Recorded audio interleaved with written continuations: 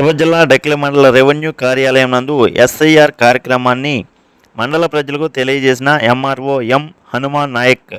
హనుమాన్ నాయక్ మాట్లాడుతూ భారత ఎన్నికల సంఘం నిబంధనల ప్రకారం అలాగే తిరుపతి జిల్లా కలెక్టర్ ఆదేశాల మేరకు డక్కిలి మండలం నందు దాదాపు 42 పోలింగ్ కేంద్రాలు ఉన్నాయి. మండలంలోని పంచాయతీలకు కూడా ఈ ఎస్ఐఆర్ విధానాన్ని ప్రారంభించడం జరిగింది. జూన్ 15వ తేదీ నుంచి జూలై 10 వరకు ఈ ఎస్ఐఆర్ నిబంధన ఉంటుందని తెలిపారు. ప్రతి ఒక్కరూ ఓట్లు రద్దవుతాయని అపోహలు పడవద్దు, నకిలీ ఓట్లు మాత్రమే రద్దు చేస్తామని ఎంఆర్ఓ తెలిపారు. మన మండలంలోని ఓటర్లు అందరూ ఈ అవకాశాన్ని సద్వినియోగం చేసుకోవాలని ఎంఆర్ఓ ఎం హనుమాన్ నాయక్ కోరారు. మన దక్కిలి మండలంలో మొత్తం 42 పోలింగ్ స్టేషన్స్ ఉన్నాయి. భారత ఎన్నికల సంఘం ఆదేశాల మేరకు మన గౌరవనీయ శ్రీ తిరుపతి జిల్లా కలెక్టర్ వారి ఆదేశాల మేరకు ఈరోజు నుంచి మన దక్కిలి మండలంలో 42 పోలింగ్ కేంద్రాల పరిధిలో సర్వే యాక్టివిటీస్ స్పెషల్ ఇంటెన్సివ్ డివిజన్కి సంబంధించి యాక్టివిటీస్ అన్నీ కూడా ప్రారంభించడం జరిగింది. అందరూ బిఎల్ఓలు ఈరోజు నుంచి ఫీల్డ్లో ఉన్నారు. వాళ్లకు ఫామ్స్ కూడా ఇవ్వడం జరిగింది. సో అందరూ ఓటర్లు మన మండలంలో ఈ కార్యక్రమాన్ని సద్వినియోగం చేసుకోవాలా.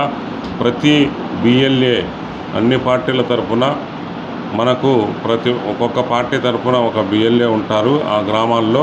సో బిఎల్ఓ బిఎల్ఏతో అసిస్టెంట్ తీసుకొని గ్రామంలో అందరూ ఓటర్లను పరిశీలించి ఈ కార్యక్రమాన్ని భారత ఎన్నికల సంఘము ఇచ్చిన గడువులోపు ప్రతి ఒక్కరు కూడా బిఎల్ఓలు పూర్తి చేయాలి.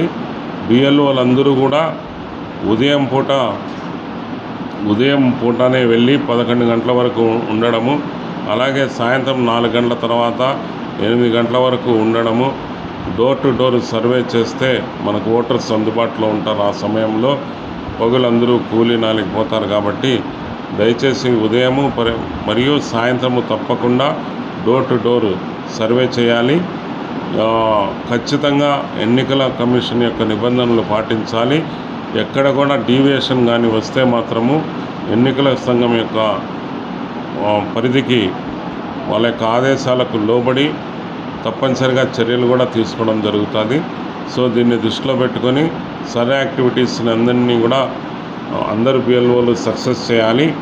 అలాగే ప్రతి అర్హత ఉన్న వాళ్ళని ఓటర్లుగా చేర్చడము, అనర్హులను తొలగించడాన్ని దృష్టిలో పెట్టుకునేసి తప్పనిసరిగా దక్కిలి మండలంలో 100% ఓటర్ లిస్టులని తయారు చేస్తారని ఆశిస్తూ ఇంతటితో ముగిస్తున్నాను.